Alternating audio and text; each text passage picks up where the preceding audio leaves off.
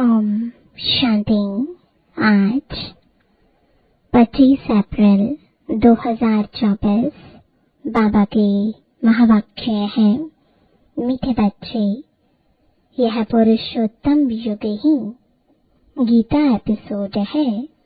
इसमें ही तुम्हें पुरुषार्थ कर उत्तम पुरुष अर्थात देवता बनना है। प्रश्न है, किस एक बात का सदा ध्यान रहे तो बेड़ा पार हो जाएगा?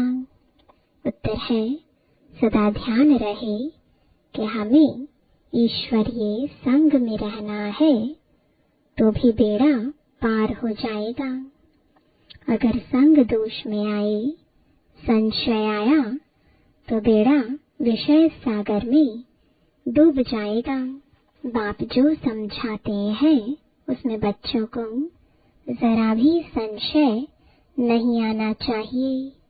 बाप तुम बच्चों को आप समान पवित्र और नॉलेजफुल बनाने आए हैं।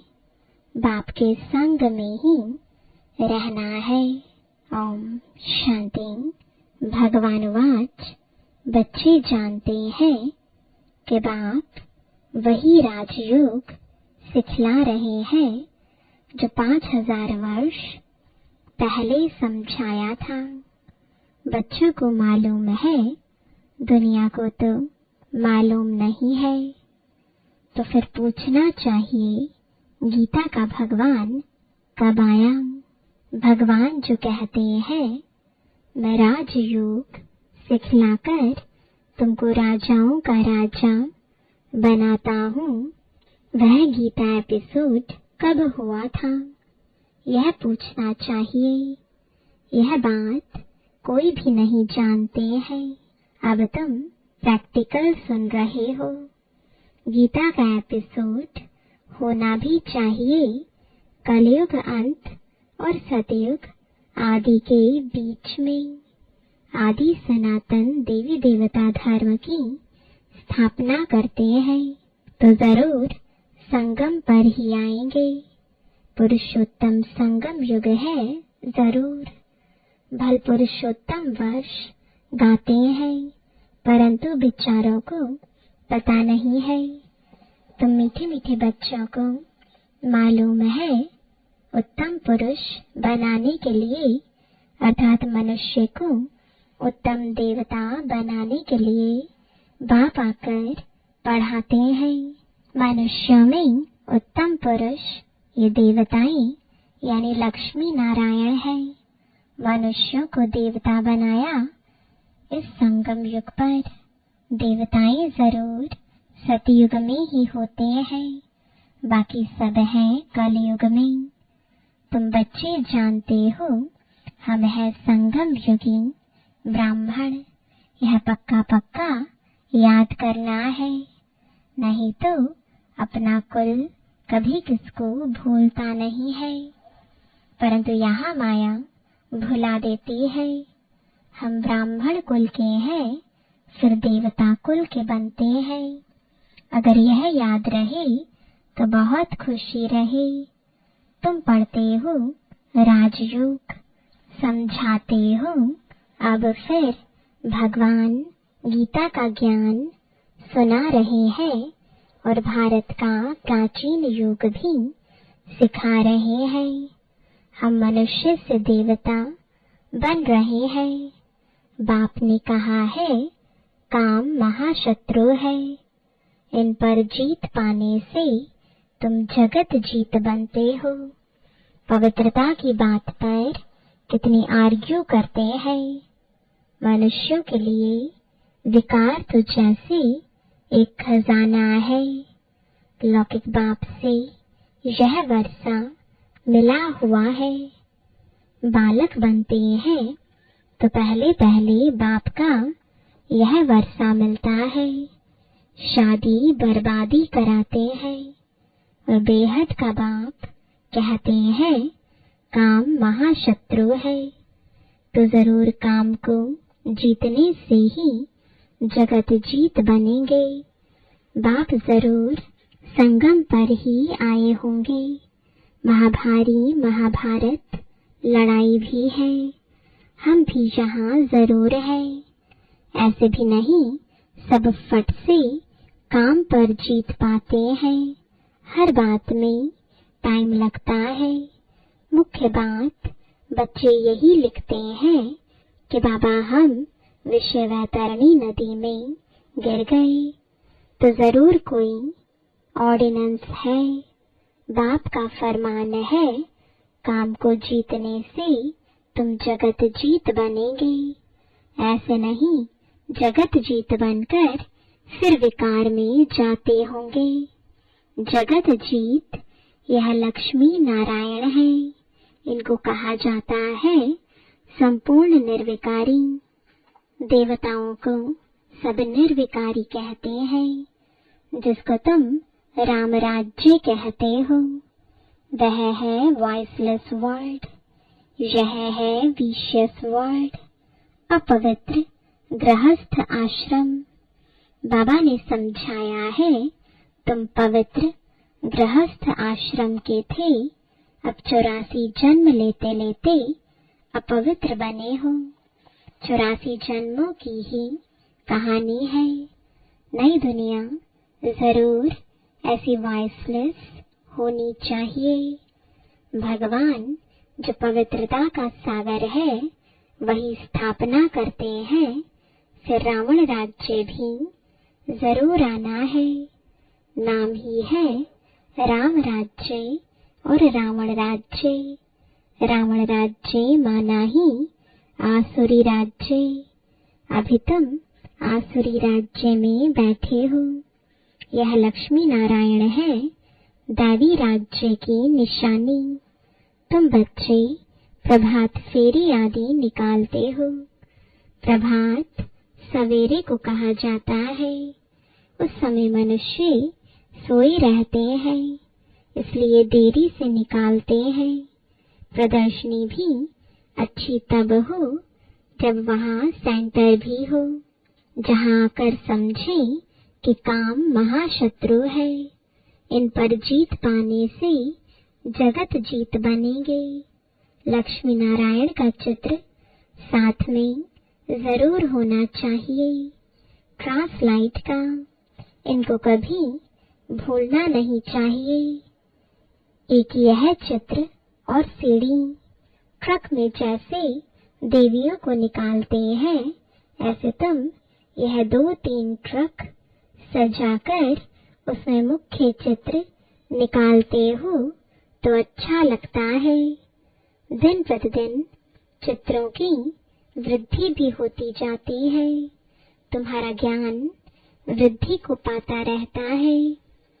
बच्चों की भी वृद्धि होती जाती है। उसमें गरीब साहूकार सब आ जाते हैं। शिव बाबा का भंडारा भरता जाता है। जो भंडारा भरते हैं उनको वहाँ रिटर्न में कई गुना मिल जाता है।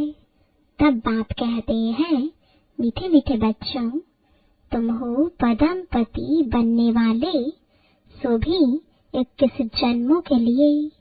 बाबा खुद कहते हैं, तुम जगत का मालिक बन जाएंगे 21 पीढ़ी।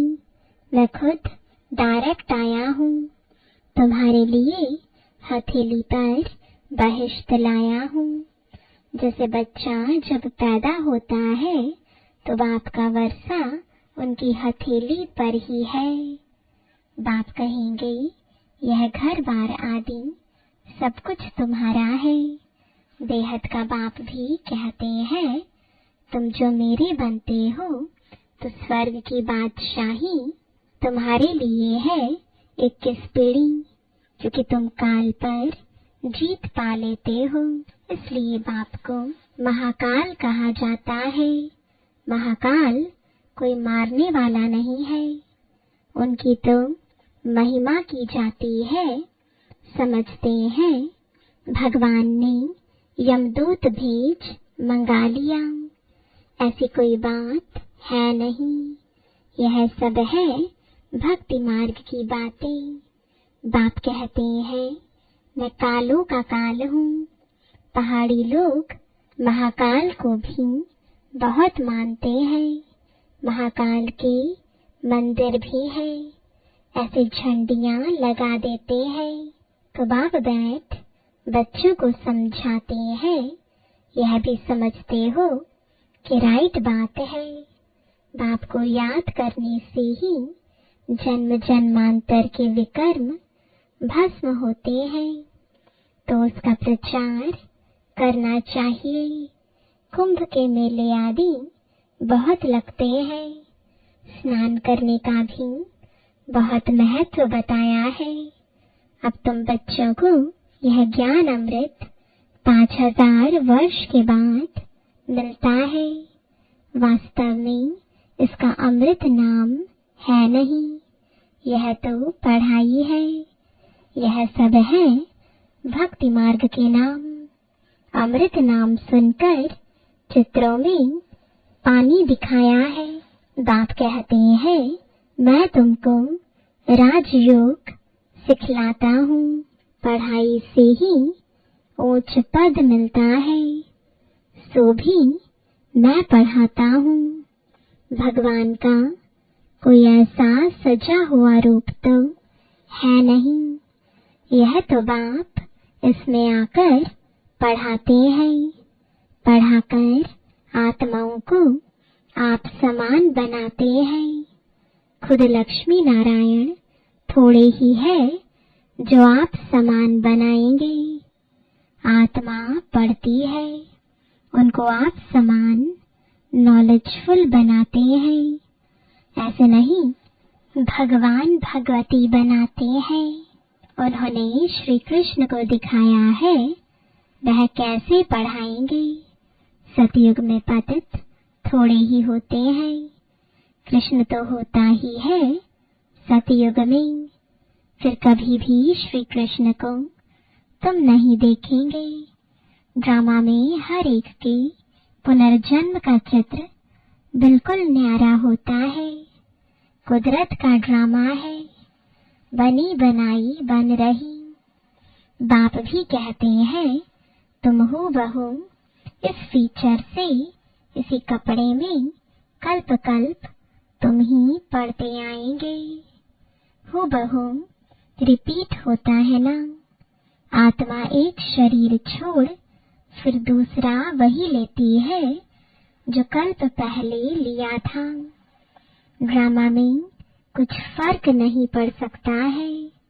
वह होती है हद की बातें, यह है बेहद की बातें, जो बेहद के बाप सिवाय कोई समझा नहीं सकते हैं। इसमें कोई संशय नहीं हो सकता है। निश्चय बुद्धि हो फिर कोई न कोई संशय में आ जाते हैं। संग लग जाता है, ईश्वरीय संग चलता चले तो पार हो जाए। संग छोड़ा तो विषय सागर में डूब पड़ेंगे। एक तरफ है क्षीर सागर, दूसरी तरफ है विषय सागर। ज्ञान अमृत भी कहते हैं। बाप है ज्ञान सागर, उनकी महिमा भी है। जो उनकी महिमा है वह लक्ष्मी नारायण को नहीं दे सकते हैं। बाप है पवित्रता का सागर। भल वह देवताएं सतयुग त्रेता में पवित्र है, परंतु सदैव के लिए तो नहीं रहते हैं। फिर भी आधा कल्प के बाद गिरते हैं। बाप कहते हैं, मैं आकर सबकी सदगति करता हूँ। सदगति दाता मैं एक हूँ। तुम सदगति में जाते हो, फिर यह बातें ही नहीं होती। अब तुम बच्चे सम्मुख बैठे हो, तुम भी शिव बाबा से पढ़कर टीचर बने हो। मुख्य प्रिंसिपल वह है, तुम आते भी उनके पास हो। कहते हैं हम शिव बाबा के पास आए हैं। अरे वह तो निराकार है। हाँ, वह आते हैं इनके तन में इसलिए कहते हैं बाप दादा के पास जाते हैं। यह बाबा है, उनका रथ जिस पर उनकी सवारी है। उनको रथ, घोड़ा, अश्व भी कहते हैं। इस पर भी एक कथा है। दक्ष प्रजापिता ने यज्ञ रचा, कहानी लिख दी है, परंतु ऐसे तो है नहीं। शिव भगवान वाच, मैं तब आता हूँ जब भारत में अति धर्म ग्लानि होती है। गीतावादी भल कहते हैं यदा यदा ही धर्मस्य, परंतु अर्थ नहीं समझते हैं। तुम्हारा यह बहुत छोटा झाड़ है, इनको तूफान भी लगते हैं। नया झाड़ है ना, फिर यह फाउंडेशन भी है। इतने अनेक धर्मों के बीच में एक आदि सनातन देवी देवता धर्म का सैपलिंग लगाते हैं।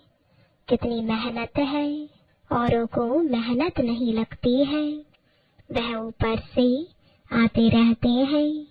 यहाँ तो जो सतयुग त्रेता में आने वाले हैं, उन्हों की आत्माएं बैठ पढ़ती हैं। जो पतित हैं उनको पावन देवता बनाने लिए बाप बैठ पढ़ाते हैं। गीता तो यह भी बहुत पढ़ते थे, जैसे अब आत्माओं को याद कर दृष्टि दी जाती है तो पाप कट जाए। भक्ति मार्ग में फिर गीता के आगे जल रखकर बैठ पढ़ते हैं। समझते हैं पितरों का उद्धार होगा, इसलिए पितरों को याद करते हैं। भक्ति में गीता का बहुत मान रखते हैं। अरे बाबा, कोई कम भक्त था क्या? रामायण आदि सब पढ़ते थे, बहुत खुशी होती थी। वह सब पास्ट हो गया। अब बाप कहते हैं बीती को चितवो नहीं, बुद्धि से सब निकाल दो। बाबा ने स्थापना, विनाश और राजधानी का साक्षात्कार कराया तो वह पक्का हो गया। यह सब खलास होना है, यह पता नहीं था।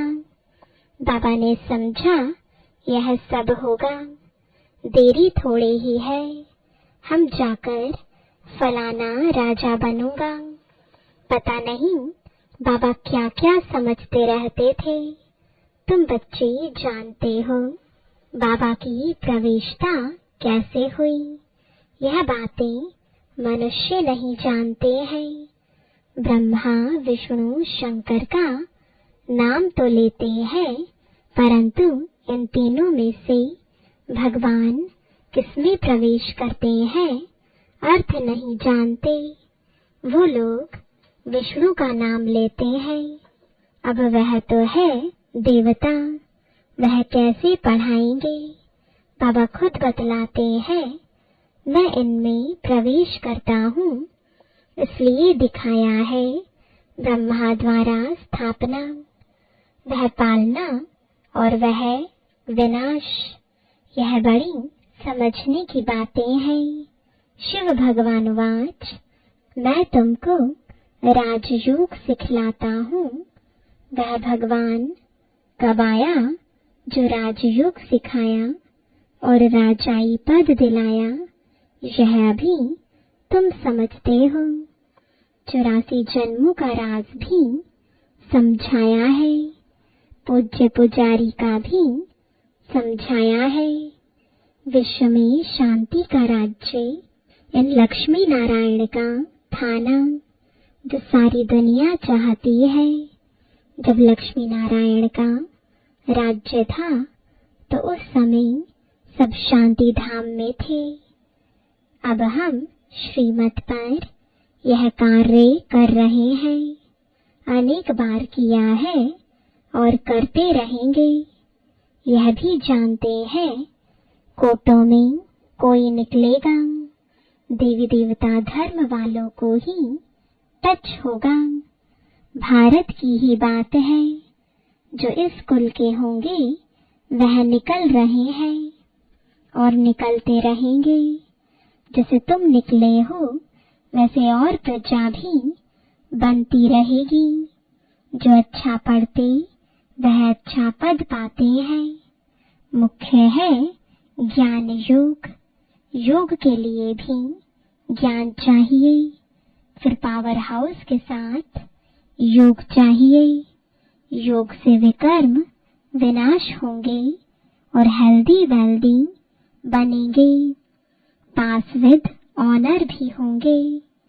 अच्छा, मीठे मीठे सिखिलते बच्चों प्रति माता पिता बाप दादा का याद प्यार और गुड मॉर्निंग। रूहानी बाप की रूहानी बच्चों को नमस्ते। रूहानी बच्चों की रूहानी बाप दादा को गुड मॉर्निंग और नमस्ते। धारणा के लिए मुख्य सार है, पहला, जो बात बीत गई उसका चिंतन नहीं करना है। अब तक जो कुछ पढ़ा उसे भूलना है। एक बाप से सुनना है और अपने ब्राह्मण कुल को सदा याद रखना है। दूसरा, पूरा निश्चय बुद्धि होकर रहना है। किसी भी बात में संशय नहीं उठाना है। ईश्वरीय संग और पढ़ाई कभी भी नहीं छोड़ना है। वरदान है, रूहानी माशूक की आकर्षण में आकर्षित हो। मेहनत से मुक्त होने वाले रूहानी आशिक भव। माशूक अपने खोए हुए आशिकों को देख खुश होते हैं। रूहानी आकर्षण से आकर्षित हो अपने सच्चे माशूक को जान लिया, पा लिया, यथार्थ ठिकाने पर पहुंच गए। जब ऐसी आशिक आत्माएं इस मोहब्बत की लकीर के अंदर पहुंचती है तो अनेक प्रकार की मेहनत से छूट जाते हैं, क्योंकि यहाँ ज्ञान सागर के स्नेह की लहरें, शक्ति की लहरें सदा के लिए रिफ्रेश कर देती हैं। यह मनोरंजन का विशेष स्थान, मिलने का स्थान आप आशिकों के लिए माशूक ने बनाया है। स्लोगन है, एकांतवासी बनने के साथ साथ एक नामी और इकोनॉमी वाले बनो। ओम शांति।